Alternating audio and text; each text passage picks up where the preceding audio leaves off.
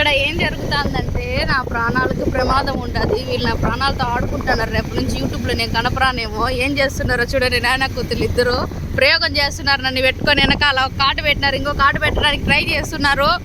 నాకు తెలుసు ఖచ్చితంగా ఈ వీడియో చూసే వాళ్ళందరికీ కోపం రావచ్చు. ఇంకా మా ఇంట్లో వాళ్ళు చూసి అక్షింతలు కూడా వస్తాయని తెలుసు. అప్పుడు ఒకసారి కూడా నేను స్కూటీ నేర్చుకునేటప్పుడు ఇలాగే రైస్ ఎక్కువ తిప్పేశాను. మా ఆయన కంట్రోల్ చేస్తానులే, నువ్వు తిప్పు ఒకదానివే అన్నాడు.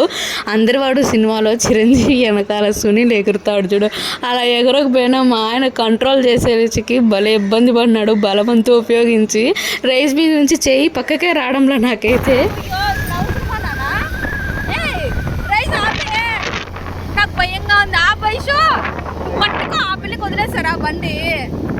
వీళ్ళు చూడ రైస్ పాపతో నేర్పిస్తున్నారు. రైస్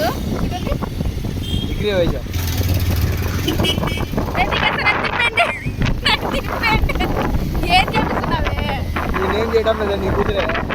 నేర్పించిందే. ఇక్కడ మా ఆయన జాగ్రత్త తీసుకున్నాడులేండి. నేను ఆ పాప ఒకటే వదిలేయలేదు, నేను క్లచ్ పట్టుకొని కంట్రోల్ చేస్తున్నాలే అన్నాడు.